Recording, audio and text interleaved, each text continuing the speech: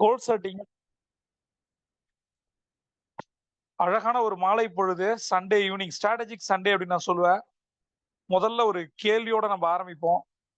கோல் செட்டிங்னா என்ன, இலக்குகள்னா என்ன, அந்த கோல் செட்டிங்க நீங்க வந்து ப்ராப்பரா எழுதி பண்ண ட்ரை பண்ணிருக்கீங்களா, ரிசல்ட் எப்படி வந்திருக்கு, கன்சிஸ்டன்சியா இந்த கோல் செட்டிங் ஃபார்முலாவை யூஸ் பண்ண முடியுதா, கோல் செட்டிங்கால உங்கள் வாழ்க்கை என்ன மாறி இருக்கு, என்ன கனவுகள் இருந்திருக்கு, அதை கோல் செட்டிங் போட்டு நீங்க அச்சீவ் பண்ணீங்க. இது நம்ம வந்து ஒரு 2-3 டெஸ்டிமோனிக்கு அப்புறம் நம்ம அதை கண்டினியூ பண்ணலாம்னு நினைக்கிறேன். கோல் செட்டிங்னா என்ன, அது உங்க வாழ்க்கை எப்படி மாத்திருக்கு, இதை பத்தி நம்ம ஷேர் பண்ணலாம். சாட் பாக்ஸ்ல கையை தூக்கிட்டு அதுக்கப்புறம் ஒருத்தரா உங்களை பத்தி அறிமுகப்படுத்திட்டு நீங்க வந்து நான் கேட்ட கேள்விக்கு பதில் சொல்லலாம்.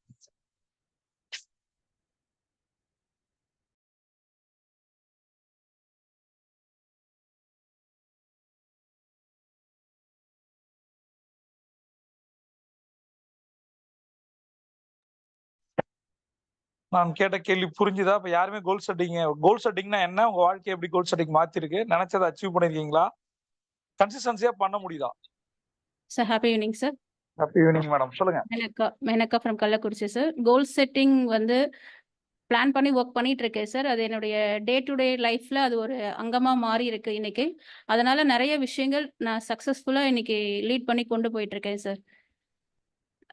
கோல் செட்டிங்கிறது நான் என்னுடைய இலக்கு, நான் எவ்வளோ ஏர்ன் பண்ணணும், அதுக்கான மந்த்லி இயர்லி என்ன நான் plan, monthly plan, weekly plan, day to day என்ன நான் பண்ணணும், அதை டே பை டே நான் வந்து டு டூ லிஸ்ட் பிளான் பண்ணி ஒர்க் பண்ணும்போது என்னால் அதை சக்ஸஸ்ஃபுல்லாக கொண்டு போக முடியுதுங்க சார். சேலஞ்சஸ் இருந்தாலும் அதை என்னால் ஈஸியாக டேக் ஓவர் பண்ண முடியுதுங்க சார். சூப்பர். மத்தவங்க யாராவது ஷேர் பண்ணுங்க சார். வணக்கம், நான் ராமலிங்கம். சொல்லுங்க சார். வணக்கம் சார். கோல் செட்டிங் இந்த மாதம் நம்ம சொன்ன மாதிரி ஃபர்ஸ்ட் 1 லேக், அடுத்த 3 மாதத்துக்கு ஒரு கணக்கு ஒரு 10 லேக்ஸ் மேலே போகும் சார். இந்த இயர் எண்டுக்குள்ள 6 மந்த்துக்குள்ள நம்மளுக்கு ஒரு 1 கோருக்குள்ள எதிர்பார்க்குறேன் சார். அந்த அளவுக்கு சின்சியரா எல்லாரும் ஒர்க் பண்ண வைக்கணும். ஆமாம் சார். என்னோட கேள்வி என்ன அப்படின்னா, நீங்க உங்களோட வாழ்க்கையில கோல் செட்டிங்கை எழுதி உங்களுக்கு இவ்வளவு பணம் வேணும், அதற்கு கோல் செட்டிங் எழுதி அதை உங்களால கண்டினியூஸா கன்சிஸ்டன்சியா பண்ண முடிஞ்சிருக்கா, அது மாதிரி நீங்க ஏதாவது அச்சீவ் பண்ணிருக்கீங்களா? இல்ல சார், நான் பண்ணல சார். ஓகே, நான் சொல்ல போல இனிமே பண்ணுங்க. கோல் செட்டிங்கிறது ஒரு அற்புதமான ஃபார்முலா. உங்களுடைய ஆம்பிஷனை வந்து நான் பாராட்டுறேன். உங்களோட விஷன் வேற லெவல்ல இருக்கு. 1 கோடி ரூபா ஒரு மாசத்துக்கு சம்பாதிக்கணும்னு சொல்லிருக்கீங்க, சந்தோஷம். பட் அதற்கான ப்ராப்பரான சிஸ்டம் இருக்கு, அதுக்கான ஸ்டெப் பை ஸ்டெப் கைடன்ஸ் இருக்கு. கண்டிப்பா உங்களால பண்ண முடியும். இன்னையில இருந்து கோல் செட்டிங்கை ப்ராப்பரா பண்ண ஆரம்பிங்க சார். Okay sir. ஓகே. மக்களே, லாஸ்ட் ஒரு டெஸ்டிமோனி பார்க்கலாமா? அதாவது கத்துக்கிற மாதிரி யார் ஷேர் பண்ண போறீங்க?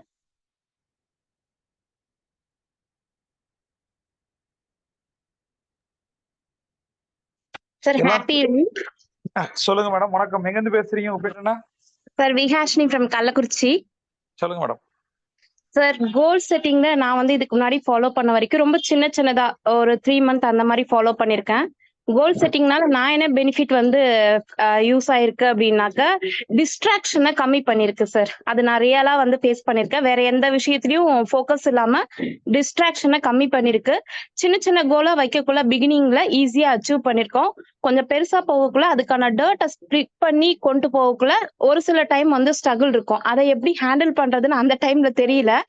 பட் வந்து சின்ன கோல்ஸா கொண்டு போகக்குள்ள நிறையவே அச்சீவ் பண்ணிருக்கோம் சார். டிஸ்ட்ராக்ஷனை மெயினா கம்மி பண்ணிருக்கு. சூப்பர். ஏதாவது நீங்க அச்சீவ் பண்ண கோலை பத்தி சொல்லுங்க. நான் ஸ்டடீஸ் ஓரியன்டா வந்து இந்த டாஸ்க் முடிக்கணும் அப்படின்னாக்கா அந்த கோல் வச்சு பண்ணக்குள்ள முடிச்சிருவேன் சார். அதே மாதிரி மல்டி டாஸ்க் பண்ணக்குள்ள எதையுமே ஸ்பிளிட் பண்ணாம அது மாதிரி பண்ணிருக்கேன். மேபி ஒர்க் அண்ட் ஸ்டடி போத்தையும் வந்து என்ன பண்ணிருக்கேன் அப்படின்னாக்கா ஸ்மூத்தா கொண்டு போயிருக்கேன். அந்த கோல் செட் பண்ணி கொண்டு போகக்குள்ள ஃபேமிலியும் வந்து கொண்டு போயிருக்கேன். நான் இது வரைக்கும் மணி ரிலேட்டடா கோல் செட் பண்ணல. மேபி அது என்னுடைய மைனஸாவும் இருக்கலாம். பட் மற்ற அபிஷியலான ஒர்க்ஸ்க்காக கோல் செட் பண்ணக்குள்ள பெர்ஃபெக்டாவே பண்ணிருக்கேன் சார். சூப்பர் ஹாசினி மேடம், ரொம்ப நல்லது, நன்றி. ஓகே, இப்போ வந்து நம்ம ஒரு சீரியஸான ஒரு கோல் செட்டிங் மெத்தடுக்குள்ள போறோம். எல்லாருமே மியூட்ல இருப்பீங்க நம்புறேன். சில விஷயங்களை நம்ம ஷேர் பண்ணுவோம். அடுத்த ஒரு 20 மினிட்ஸ் உங்களோட டவுட்ஸை கிளியர் பண்ணுவோம். ஹோப் ஸோ இந்த சண்டே உங்க லைஃபை மாத்தக்கூடிய ஒரு சண்டேவா இருக்கும். இப்போ 3 பேர் பேசுறாங்க. 3 பேருமே ஒருத்தர் கம்ப்ளீட்டா கோல் செட்டிங்கே பண்ணதில்ல, 2 பேர் ட்ரை பண்ணியிருக்காங்க. அதுல சில அச்சீவும் பண்ணியிருக்காங்க. இன்னும் மிகப்பெரிய இலக்குகளை நீங்க அடையணும், மிகப்பெரிய கனவுகளை நீங்க வந்து அடையணும் அப்படின்னா அதற்கு ஒரு பேசிக்கான ஒரு டூல் அப்படின்றதே கோல் செட்டிங், ரைட்? முதல்ல நம்மளோட வாழ்க்கை எதை நோக்கி போகுது அப்படின்னு பார்த்தோம்னா நம்ம வந்து ஒரு ரொம்ப ரொம்ப லிமிட்டட் எடிஷன். நம்ம வந்து ஒரு லிமிட்டட் எடிஷன். ஏன் இதை நான் சொல்றேன் அப்படின்னா நம்மளோட வாழ்நாள் வந்து மிகவும் குறுகியது. காலைல எந்திரிச்சாதான் நம்மளோட நிலை அந்த மாதிரிதான். சரியா? அது நம்ம எத்தனை பேரை நம்ம இழந்திருக்கோம்னு பாருங்க. 2 விஷயத்த நான் நல்லா யோசிக்க வைக்கிறேன், ரைட்? ஃபர்ஸ்ட் ஆஃப் ஆல் உங்கள் வாழ்க்கையில உங்களுக்கு மேல எத்தனை பேரை நீங்க இழந்திருக்கீங்க அப்படின்னு பாருங்க. உங்களுடைய அம்மா, அப்பா, தாத்தா இந்த மாதிரி உங்களோட ஏஜுக்கு அதிகமா அண்ணன் இந்த மாதிரிலாம் யாரெல்லாம் இழந்திருக்கீங்க. 2வது உங்களுக்கு கீழே இருக்கிற ஏஜ்ல உங்களுக்கு ஏஜ் ஒரு 40 இருந்துச்சுன்னா 30ல ஒரு 18ல யாரோ ஒரு பையனோ ஒரு இளைஞன் இறக்கும் போது நீங்கள் யோசிச்சு பாருங்க, கடவுள் உங்களுக்கு எக்ஸ்ட்ரா இன்னைக்கு கொடுத்துருக்காரு, இந்த நிமிஷத்தை இந்த செகண்டை கொடுத்துருக்காரு. இதற்கு முதல்ல நம்ம நன்றியோட இருப்போம். அதனாலதான் சொல்றேன், எல்லா விஷயங்களையும் ஆரம்பிக்கும் போது நன்றி உணர்வோட ஆரம்பிப்போம். இந்த பூமிக்கு நம்ம வர காரணமா இருந்த நம்மளுடைய அப்பா அம்மாவுக்கு மனதார நான் நன்றி சொல்லுவோம். 3 முறை வாழ்க வளமுடன், வாழ்க வளமுடன், வாழ்க வளமுடன். கற்றுக் கொடுத்த குருக்களுக்கு நம்ம நன்றி சொல்லுவோம். அவர்கள் நம்மோடு இருந்தாலும் ஆத்மாவாக இருந்தாலும் மனதார 3 முறை. யார் உங்களுக்கு உங்க வாழ்க்கையில கஷ்டத்துல கை கொடுத்த அல்லது வார்த்தைகளை கொடுத்த அந்த குருவுக்கு மனதார 3 முறை வாழ்க வளமுடன், வாழ்க வளமுடன், வாழ்க வளமுடன். இந்த நேரத்துக்கு, பிரபஞ்சத்திற்கு, இந்த வாய்ப்புக்கு நம்ம நன்றி சொல்வோம். யாரெல்லாம் இந்த ஜூம்ல வந்திருக்கீங்களோ அவங்க எல்லாமே கோல் செட்டிங் இன்னிலிருந்து ஸ்டார்ட் பண்ணி இப்பல இருந்து ஸ்டார்ட் பண்ணி அடுத்த ஒரு 365 டேஸ்ல 1 இயர்ல உங்கள் வாழ்க்கை மாற்றத்துக்கு தயாராகணும்னு கேட்டுக்கிறேன். எல்லாமே கஷ்டம்தான், அதை நம்ம சரியா பண்ற வரைக்கும். சைக்கிள் ஓட்டுறது கஷ்டம், 2 வீலர் ஓட்டுறது கஷ்டம், கார் ஓட்டுறது கஷ்டம், காலைல எந்திரிக்கிறது கஷ்டம், வாழ்க்கையை நடத்துவதே கஷ்டம். சரியா? டிராபிக்ல வாழ்றதே கஷ்டம், பொல்யூஷன்ல வாழ்றதே கஷ்டம், காசு இல்லாம வாழ்றதே கஷ்டம், எல்லாமே கஷ்டம் தான். பட் வாழ்ந்துட்டு தான் இருக்கும்.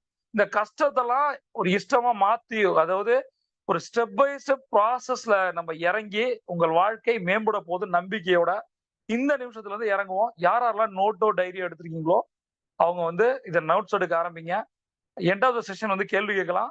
ஹோப்ஸோ நாளை காலையில 5 மணி செஷன்ல இந்த நோட்ஸ் எல்லாம் எடுத்த பிறகு உங்களுக்கு ஏதாவது டவுட் இருந்தது அப்படின்னா நம்ம நாளை காலையில 5 மணிக்கு கூட நம்ம இதை பத்தி டிஸ்கஸ் பண்ணலாம், ரைட்?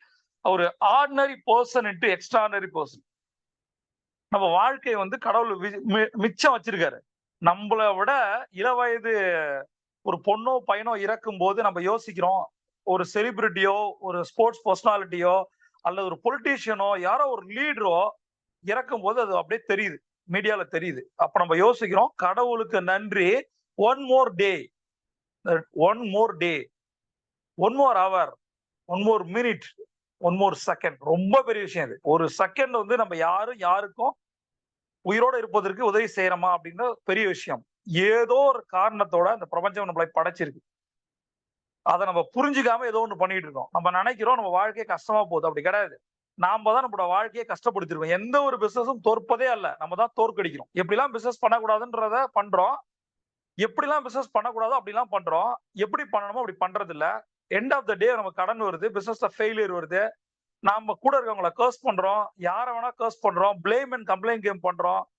இந்த பிசினஸ் நமக்கு செட் ஆகாதுன்னு நினைக்கிறோம். பட் பிசினஸ் செட் ஆகும். செட் ஆகிற வரைக்கும் நீங்க பண்ணீங்கன்னா அதுக்கு ஃபர்ஸ்ட் என்ன பண்ணோம், ஒரு எக்ஸ்ட்ரானரி சக்சஸை கொடுப்பதற்காக நம்ம இங்க இருக்கோம். எங்க வந்து நான் பார்த்த என்னுடைய 550+ கிளைண்ட்ஸ்ல நிறைய மில்லியனர்ஸ் பில்லியனர்ஸோட நான் ஒர்க் பண்ணும் போது அவங்கள்ட்ட இருக்க ஒரு காமன் கிரைட்டீரியா என்ன அப்படின்னா ஒரு வெல் டிஃபைன் கோலோட தான் இருப்பாங்க. அவங்க அந்த ஏன் அந்த வெல் டிஃபைன் கோல்ன்ற வார்த்தையை நான் சொல்றேன் அப்படின்னா அவங்களுக்கு ஒரு லாங் டேர்ம் கோல் இருக்கு. அடுத்த ஒரு 10 வருஷத்துல நான் என்ன பண்ண போறேன்றத மிக தெளிவா இருப்பாங்க. நமக்கு தான் அடுத்த 10 நாள் என்ன பண்ண போறன்ற ஒரு டேஷ் இருக்கிறது. சரியா? அடுத்த 10 வருஷத்துல நம்ம என்ன இருக்க போறோம், இந்த மாதிரியான ஒரு லாங் டேர்ம் கோல் மினிமம் 5 வருடங்கள்ல இருந்து ஒரு 10 வருடங்களுக்குள்ள நம்ம பிக்ஸ் பண்ணணும். அவ்வளவுதான் முதல் பாயிண்ட். இதுதான் அடுத்த 5 to 10 இயர்ஸ் நான் எப்படி இருக்க போறேன். இப்ப நீங்க எப்படி இருக்க போறீங்கன்றத வச்சுதான் உங்களுடைய நிறுவனம் எப்படி இருக்கு. 2 விஷயத்த நான் ஃபோக்கஸ் பண்றேன். 70% பிசினஸையும் 30% ஃபேமிலி நான் சொல்றேன். மாத்தி சொல்றேன் நினைக்காதீங்க. எல்லாமே ஃபேமிலிக்காக தான். ஆனா உங்களுடைய பிசினஸ் ஃபேமிலி நல்லா இல்லைன்னா உங்களுடைய பர்சனல் ஃபேமிலி நல்லா இருக்காது. இது முதல்ல புரிஞ்சுங்க. நிறைய பேர் மாத்தி பண்றாங்க. ஃபேமிலி அப்படின்னு வைக்காது. தயவு செய்து வைக்காதீங்க. என் மனைவி, என் கணவன், என் குடும்பம், என் குழந்தை, இந்த மாதிரி முதல்ல இந்த டார்கெட்டை வைக்காதீங்க. இதனாலதான் நிறைய பேர் ஜெயிக்கிறதே. இதை வந்து வேற மாதிரி கொண்டு போகணும். என் குழந்தை நல்லா இருக்கணும், அதுக்கு ஒரு நல்ல ஒரு லைஃப் ஸ்டைலை கொடுக்கும், நான் அதுக்கு நல்லா பிசினஸ் பண்ணணும். அங்க இப்ப கோர் ஏரியா என்ன, பிசினஸ் பண்ணணும். என் குழந்தைக்கு நல்லா சோறு ஊட்டணும், அப்படி கிடையாது. அது கடமை. அதே மாதிரி உங்க பிசினஸ் குழந்தைக்கு சோறு ஓட்டுறீங்களா? அதான் முதல் கேள்வி. அப்ப அந்த குழந்தை நல்லா இருந்தா இந்த குழந்தை நல்லா இருக்கும். அப்ப அந்த லாங் டேர்ம்ல 5 years to 10 years உங்களுடைய லைஃப் ஸ்டைல் மாறுச்சு அப்படின்னா ஆப்வியஸா உங்களுடைய ஃபேமிலியோட லைஃப் ஸ்டைல் மாற போகுது. அப்ப ஃபேமிலியோட லைஃப் ஸ்டைல் மாறணும் அப்படின்னா 5 to 10 years உங்களோட லைஃப் ஸ்டைல் மாறி இருக்கணும். இப்ப இருக்கிற வாழ்க்கை தொடர்ந்துச்சு அப்படின்னா, இதே கடனோட கமிட்மெண்டோட வாழ்க்கை தொடர்ந்துச்சுன்னா இன்னும் விலைவாசி ஏறும், காம்படிஷன் அதிகரிக்கும், நம்மளுடைய எதிர்காலம் மிகப்பெரிய கேள்விக்குறியா நிற்கும். அடுத்த 5 years என்பது நாளையே வந்துடும். லாஸ்ட் 5 years எப்படி போச்சு, லாஸ்ட் 3 years எப்படி போச்சு, லாஸ்ட் 10 years எப்படி போச்சு, என்ன அச்சீவ் பண்ணிருவோம். இந்த இடத்துல ஒரு டெக்னிக் உங்களுக்கு சொல்லி தரேன். the word called reverse process. நீங்க திரும்ப யோசிச்சு பாருங்க, அப்படியே பின்னாடி போய் பாருங்க. லாஸ்ட் 3 yearsல நீங்கள் பண்ண அச்சீவ்மெண்ட் என்ன என்ன பண்ணிருக்கீங்க? 3 years, சரி 5 years, 10 years, உங்கள் வாழ்க்கையில கடந்த 10 வருடங்கள்ல நீங்க பண்ண அச்சீவ்மெண்ட் என்ன? இந்த இடத்துல நான் இதை எழுதிங்க. முதல்ல நான் 3 yearsல 5 yearsல 10 yearsல வரிசையா எழுதுங்க. இப்ப நான் வந்து ஒரு ஜூலை 2024 பேசிட்டு இருக்கேன் அப்படின்னா 24ல இருந்து 14 வரைக்கும் அப்படியே ஒரு வருஷமா எழுதுங்க. ஒரு டைரியோ நோட்டா எழுதுங்க. நான் பேசுவதை கேட்பதால ஒரு டேஷும் வரப்போறது கிடையாது. ரைட்? நான் சொல்வதை எங்க எழுதுறதாலேயோ நோட்ஸ் எடுக்கிறதாலேயோ அதை இம்ப்ளிமெண்ட் பண்றதாலேயோ அப்ப சேலஞ்ச் வர்றதாலேயோ அடுத்த ஜூம்ல உங்க டவுட்டா கேட்கறதாலேயோ அதை ரெக்டிஃபை பண்றதால மட்டும்தான் உங்கள் வாழ்க்கை மாற்றம் வரும். இல்லைன்னா வரவே வராது. கடன் தான் வரும். இப்ப ஃபர்ஸ்ட் பாயிண்ட் என்ன? 2024 ஜூலைல இருந்து 2014 ஜூலை வரைக்கும் வரிசையா ஒவ்வொரு வருடத்திற்கும் ஒரு 4 நாள் வரை கேப் விட்டு உங்களோட டைரி நோட்ல எழுதுங்க. 2024, 23, 22 வரிசையா எழுதும் போது அந்த வருடம் எப்படி இருந்தது, 2023 எப்படி இருந்தது, 1 year ரைட். போன வருஷம் எப்படி இருந்தது, செமையா சம்பாதிச்சிட்டீங்களா, எத்தனை ப்ராப்பர்ட்டி வாங்குனீங்க, எத்தனை கடனை அட்லீஸ்ட் அடைச்சிங்க. அப்ப இதை நம்ம திரும்பி பார்த்துருக்கோமா? இதுதான் சொல்றேன், திரும்ப திரும்ப பார்க்கணும். சரியா? திரும்ப திரும்ப பார்க்கணும். இந்த உலகம் உங்களை திரும்பி பார்க்கணும்னா உங்கள் வாழ்க்கையை நீங்க திரும்பி பார்க்கணும். இதுதான் success secret. Right? Reverse process. அந்த 10 வருஷம் எழுதி முடிச்ச பின்னாடி இதுல எந்த வருஷத்துல நீங்க நினைச்ச மாதிரி ஏதோ ஒண்ணு பண்ணிருக்கீங்க, எந்த வருஷம் மிக மோசமான வருஷமா மாறி இருக்கு. இப்ப செகண்ட் பாயிண்ட் ஒண்ணு எழுதுங்க. உங்களுடைய கனவு வாழ்க்கை எப்படி இருக்கணும், எப்படி இருக்கணும்னு நினைச்சீங்க, இப்ப எப்படி இருக்கு, இதுக்கு என்ன காரணம்? உங்கள் கனவு வாழ்க்கை எப்படி இருக்கணும்னு நினைச்சீங்க. என் கல்லூரி காலங்கள்ல நான் எழுதுனது இப்பயே நினைச்சு பாக்குறேன், சிரிப்பா இருக்கு எனக்கு. ரைட்டா? என்னுடைய வயது 17, 18 வயதுக்கு நான் வரும்போது நான் வந்து எழுதுன என்னோட டைரி இன்னும் இருக்கு. நான் என்னுடைய 30வது வயதில், அப்ப 18ல இருந்து ஒரு 12 வருஷம் 13 வருஷம் நீங்க வச்சீங்க. சரியா? 30வது வயதில் 100 கோடி சம்பாதிச்சிருப்பேன் அப்படின்னு எழுதி வச்சேன். சரியா? அதை நினைச்சு பார்க்கும்போது என்னோட வயது வந்து இப்ப அதையும் தாண்டி 15 வருடங்களுக்கு மேல ஆயிடுச்சு. இப்ப என்கிட்ட 100 கோடி இருக்கான்னு பாக்குறேன். இப்ப என்னுடைய இலக்கை எவ்வளவு ஒஸ்டா நான் வந்து தாமதிச்சிருக்கேன், தோத்துருக்கேன்னு சொல்ல, தாமதிச்சிருக்கேன் அப்படின்னு சொல்றேன். எங்க நான் மிஸ் ஆனேன்? இந்த டைவர்ஷன் என்ன நடந்தது? 17 வயதுல ஒரு பையனுக்கு, ஒரு 100 கோடி கனவோட திரிஞ்சிட்டு இருந்த பையனுக்கு எங்க மிஸ் ஆனா? ஏன் அவன் வந்து ஜெயிக்கல அந்த அளவுக்கு? அப்ப இது போல உங்களுடைய கனவுகள் என்ன இருந்தது? 17 வயசுல 100 கோடி எழுதுறதுக்கு எனக்கு ஒரு தைரியம் இருந்தது. எனக்கு 100 கோடின்னு என்னன்னு தெரியும். அதற்கு காரணம் நான் 9வதுல இருந்து படிக்க ஆரம்பித்த புத்தகங்கள் தான். 9வது, 10வது, 11வது, 12வது, என் கல்லூரி காலங்கள் 5வது வருஷத்தை என் தொடரும்போது ஆல்மோஸ்ட் நிறைய புத்தகங்களை படிக்க ஆரம்பிச்சேன். நான் கடவுளுக்கு நன்றி சொல்றேன். MS உதயமூர்த்தி என்ற ஒரு மனிதனை அடையாளம் காட்டியதற்காக என் முதல் புத்தகம் வந்து சிந்தனை தொழில் செல்வம். அமேசிங் புக், சிந்தனை தொழில் செல்வம். படிக்கும் போது எனக்கு நிறைய புரியவே இல்லை. எண்ணங்கள்ல இருந்து ஒவ்வொரு புத்தகமா வர ஆரம்பிச்சேன். 11வது படிக்கும் போது பாலகுமாரனின் வாழ்க்கையில வர ஆரம்பிச்சாரு. கற்றுக்கொண்டால் குற்றம் இல்லை, போகனில்லா, இந்த மாதிரி புத்தகங்கள் வந்து என்னை வேற லெவலுக்கு கொண்டு போச்சு. ஆப்வியஸா காலேஜ் ஃபர்ஸ்ட் இயர் வரும்போது நான் ஓஷோக்குள்ள பயணம் செய்ய ஆரம்பிச்சேன். நான் முதல்ல நார்த் இந்தியா வெளியில போனது, என்னுடைய ஃபேமிலி இல்லாம போனது புனே தான். சரியா? என்னுடைய அப்பா அம்மா வந்து நார்த் இந்தியா டூர் நிறைய கூட்டு போயிருக்காங்க. பட் எனக்கு புனே போகணும், என்ன ஓஷோ ரஜினிஷோட ஆசிரமம் பார்க்கணுன்றது மிகப்பெரிய கனவு. எனக்கு வந்து ஒரு 20 வயதுல வந்து தாஜ்மஹாலை பார்க்கணும்னா தோணல. எனக்கு ஓஷோ ரஜினிஷோட ஆசிரமம் பார்க்க நினைச்சேன். 4வதா வந்தவர் தான் என்னோட வாழ்க்கையை வந்து அப்படியே புரட்டி போட்டாரு. இந்த 4 பேரும் லைஃபை மாத்துனாங்க. நீங்கள் சென்னையில இருக்கிறவரா இருந்தீங்க அப்படின்னா கட்டாயம் போக வேண்டிய இடம் நான் சொல்லுவேன். இது நிறைய பேர் போறதே இல்லை, நிறைய பேருக்கு தெரியாது.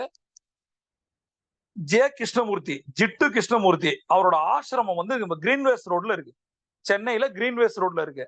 வாய்ப்பு கிடைச்சது, கண்டிப்பா நீங்க போக வேண்டிய இடம் இது. அவரோட ஆசிரமம், அவருடைய அங்க லைப்ரரி இருக்கு. அது போல ஒரு அமைதியான இடம் சென்னையில இருக்கவே முடியாது. இது நிறைய பேருக்கு தெரியாது. நீங்க அங்க முன்னாடி பாத்தீங்கன்னா எல்லாமே மினிஸ்டர்ஸ் அபிஷியல்ஸோட வீடு இருக்கும். ரைட் சைடு ஃபுல்லா சிஎம் வீடு அந்த மாதிரிலாம் இருக்கும், வரிசையா மினிஸ்டர் வீடா இருக்கும். லெஃப்ட் சைட்ல பாத்தீங்கன்னா ஒரு பெரிய ஆசிரமம் இருக்கும். கிரீன்வேஸ் ரோடை நிறைய பேர் கடந்திருப்பாங்க, அந்த ஆசிரமத்துக்குள்ள போயிருக்க மாட்டாங்க. நீங்க அதோட நேரத்தை செக் பண்ணிட்டு போயிட்டு அங்க ஸ்பெண்ட் பண்ணுங்க.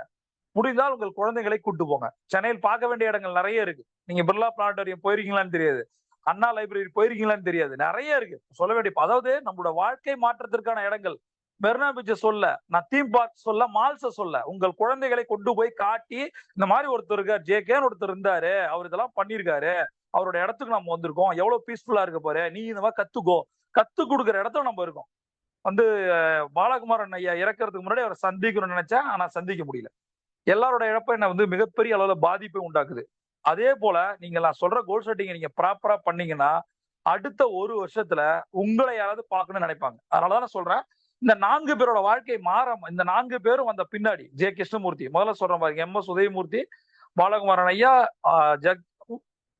ஓஷோ, அடுத்தது ஜே கிருஷ்ணமூர்த்தி. இந்த 4 பேருடைய புத்தகங்கள் படிக்கும் போது எனக்கு வாழ்க்கை பற்றி ஒரு நம்பிக்கை, பிடிப்பு வந்தது. நம்ம படிக்கிறது குறைஞ்சிருச்சு, அதனால நம்ம குழந்தைங்களுக்கு சொல்லி தர்றது இல்ல.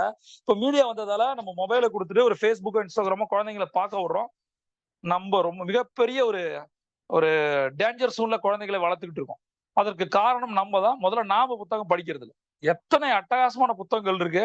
நான் இன்னைக்கு உயிரோட இருக்கேன் அப்படின்னா அதுக்கு காரணமே இந்த மாதிரி புத்தகங்கள் தான். மேடம், ரெக்கார்டிங்க கட் பண்ணி போடலாமா?